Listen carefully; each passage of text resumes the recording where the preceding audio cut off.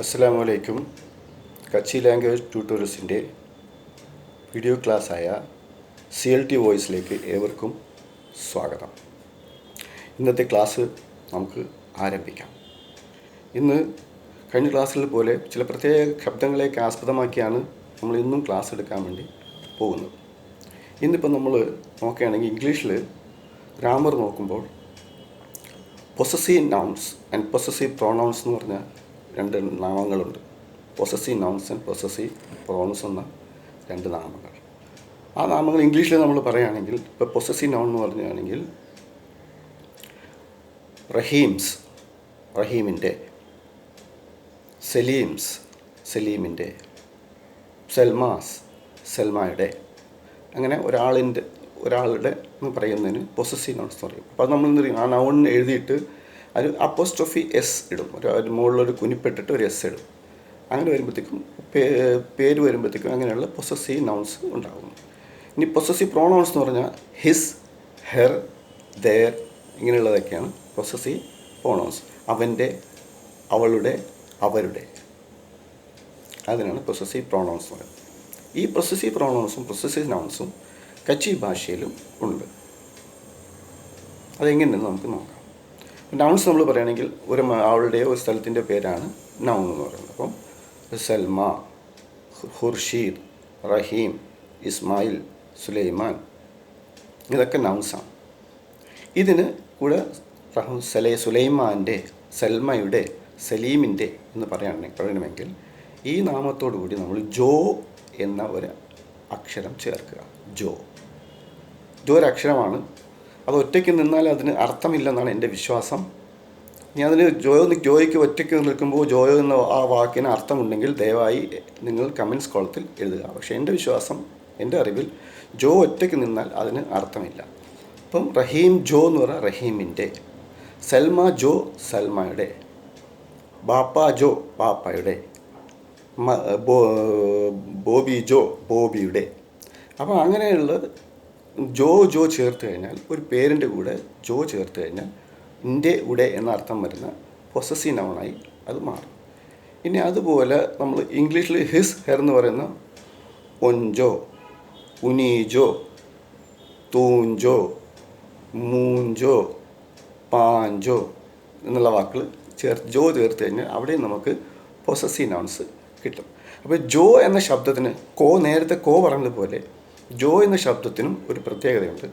അത് ഒരു നാമത്തിൻ്റെ കൂടെ, ഒരു പേരിൻ്റെ കൂടെ അല്ലെങ്കിൽ ഒരു പ്രോണൗണിൻ്റെ കൂടെ ചേർക്കുകയാണെങ്കിൽ ഇൻ്റെ കൂടെ എന്നുള്ള അർത്ഥം വരും. സലീം ജോ, പാഞ്ചോ, ഉനീജോ, റഹീം ജോ, സുലൈമാൻ ജോ. അപ്പോൾ അങ്ങനെയുള്ള അർത്ഥം ഉപയോഗിക്കാൻ വേണ്ടി നമുക്ക് ഉണ്ടാക്കാൻ വേണ്ടി ജോ ചേർത്ത് കഴിഞ്ഞാൽ നമുക്ക് അങ്ങനെയുള്ള വാക്കുകളിൽ ഇൻ്റെ എന്നുള്ള അർത്ഥം കിട്ടും. റഹീം ജോ ഗർ, മൂഞ്ചി ബേൻ, തൂഞ്ചോ ബാ,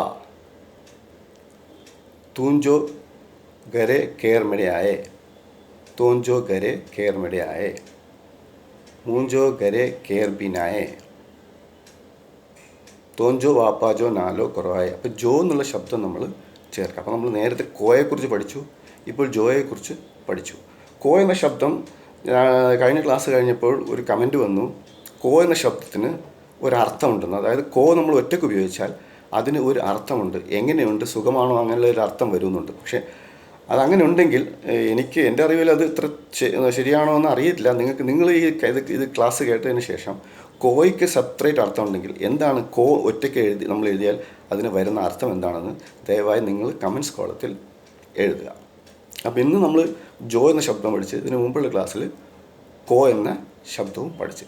അപ്പോൾ ഇവിടെ വേറൊരു കാര്യം പ്രത്യേകിച്ച് നോക്കേണ്ടത്, നമ്മൾ ഹിന്ദിയിലെന്ന പോലെ തന്നെ ഉറുദുവിലെന്ന പോലെ തന്നെ കച്ചിയിലും വാക്കുകൾ സ്ത്രീലിംഗവും പുല്ലിംഗവും ഉണ്ട്. അതായത് മെയിലും ഫീമെയിലും വേർഡ്സ് ഉണ്ട്.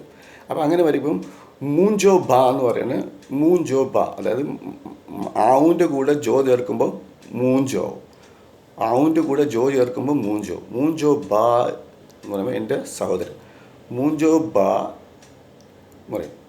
മൂഞ്ചി ബേൻ എന്നാണ് സാധാരണ പറയേണ്ടത്.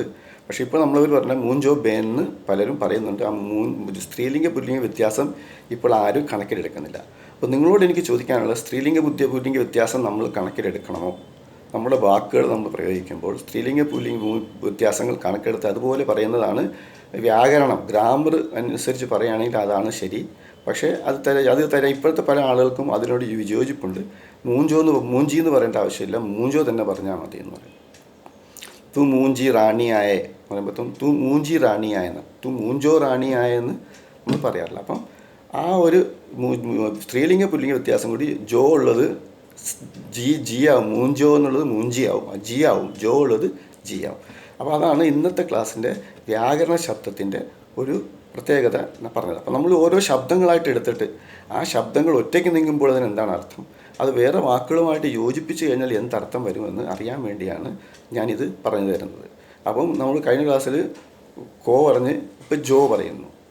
അപ്പോൾ ഇതാ ജോ എന്ന് പറഞ്ഞാൽ ഇതിനെ നമ്മൾ പറയുകയാണെങ്കിൽ, നമ്മൾ ഇംഗ്ലീഷിൽ ഇതിനെ നമ്മൾ എടുക്കുകയാണെങ്കിൽ ഇതിനെ പൊസസീവ് നൗൺസ് എന്ന് പറയും.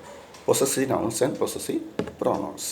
അതേപോലെ തന്നെ ഇത് തന്നെ ഹിന്ദിയിലുമുണ്ട് പൊസസീവ് നൗൺസും പൊസസീവ് പ്രൊനൗൺസ്. അപ്പം നമ്മുടെ കച്ചി ഭാഷയിലും പണ്ട് കാലങ്ങളിൽ ലിപി ഇല്ലെങ്കിൽ പോലും പണ്ട് കാലങ്ങളിൽ ഈ ഭാഷ കൈകാര്യം ചെയ്തിരുന്നവർ ഗ്രാമർ നല്ലവണ്ണം ഫോളോ ചെയ്തിരുന്നു എന്നുള്ളത് വളരെ വളരെ വ്യക്തമാണ്. അപ്പോൾ നമുക്കും ഗ്രാമർ ഫോളോ ചെയ്യുന്ന കച്ചി പഠിക്കുന്നതായിരിക്കും നല്ലതെന്ന് എനിക്ക് തോന്നുന്നു. ഇനി അഥവാ അത് വേണ്ട, ഗ്രാമർ ഫോളോ ചെയ്യേണ്ടെന്ന് തോന്നുകയാണെങ്കിൽ അങ്ങനെയുള്ള ആളുകൾക്ക് ഗ്രാമർ ഫോളോ ചെയ്യാതെ കച്ചി പഠിക്കാം. അപ്പോൾ ഇന്ന് നമ്മൾ കച്ചിയിൽ വ്യക്തമായി പഠിച്ചത് ജോ എന്ന അക്ഷരം ഒരു വാക്കുമായിട്ട് ഒരു നാമവുമായിട്ട് ചേർക്കുമ്പോൾ എന്താണ് സംഭവിക്കുന്നത് പറയുന്നത്.